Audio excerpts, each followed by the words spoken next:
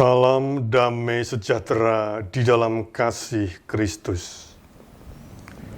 Berjumpa kembali dalam renungan harian Gereja-Gereja Kristen Jawa, Klasis Semarang Timur.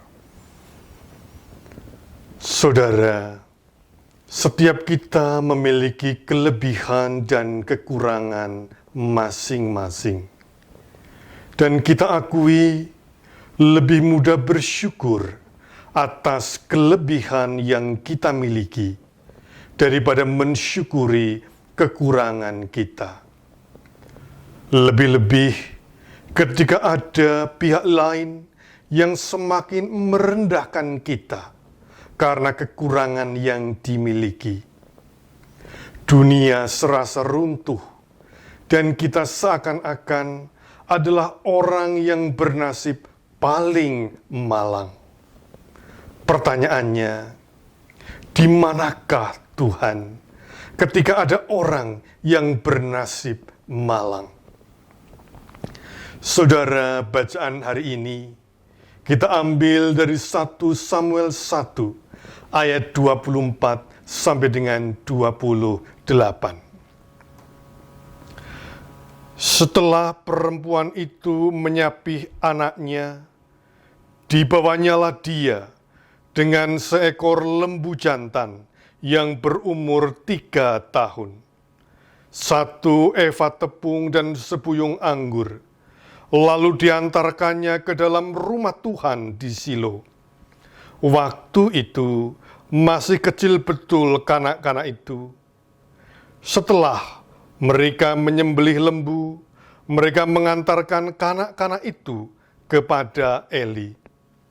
Lalu kata perempuan itu, "Mohon bicara tuanku, demi tuanku hidup, akulah perempuan yang dahulu berdiri di sini dekat tuanku untuk berdoa kepada Tuhan.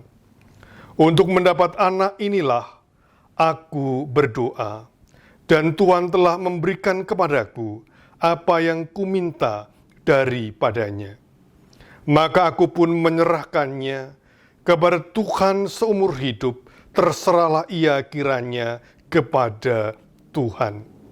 Lalu sujudlah mereka di sana menyembah kepada Tuhan. Demikianlah sabda Tuhan. Saudara, dalam masa krisis, tragedi, dan penderitaan, pertanyaan di manakah Allah lebih bergaung daripada ketika kita sedang ada dalam suka dan gembira.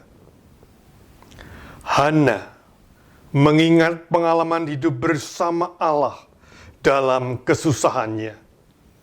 Pengalaman yang mengagumkan, mengejutkan, sekaligus mengguncang hidupnya. Pengalaman akan pertolongan Allah, dan pengalaman ini akan terus hidup di dalam dirinya. Ia teringat betapa terhina dan tersingkirkannya ia sebagai perempuan yang tidak bisa melahirkan putra bagi Elkana. Memang pada waktu itu, perempuan yang tidak dapat melahirkan dianggap mendapat aib dari Tuhan. Namun justru dalam kisah ini, sebaliknya, Tuhan digambarkan tidak mengutuk Hana, melainkan Tuhan berada di pihak orang yang malang. Sehingga Tuhan berkarya dengan menghadirkan Samuel melalui rahim Hana.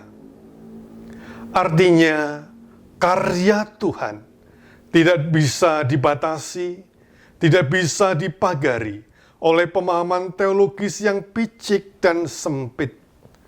Dan lebih dari semua, pada akhirnya, Hana menyerahkan Samuel, pemberian Tuhan yang telah dinantikan lama itu, kembali kepada Tuhan, menjadi pelayan di dalam keluarga Imam Eli.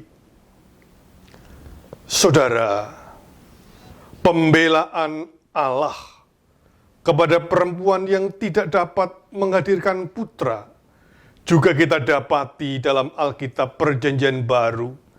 Misalnya, kehadiran Yohanes Pembaptis dari rahim Elisabet, istri Zakaria. Kisah ini menggambarkan Allah yang bukan hanya mampu menghadirkan putra bagi perempuan yang dianggap beraib karena mandul. Kisah ini sungguh menggambarkan Allah yang hadir, mengasihi dan menolong Hana. Ia adalah Allah yang berbela rasa, yang berpihak pada orang yang lemah dan terhina. Demikianlah bela rasa Allah kepada mereka yang merana, menderita. Jika saudara-saudara bertanya, di manakah Allah di tengah kemalangan?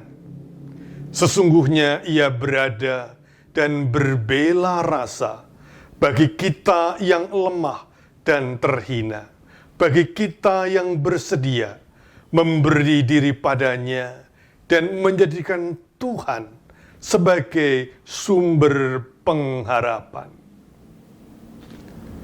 Tuhan memberkati. Amin.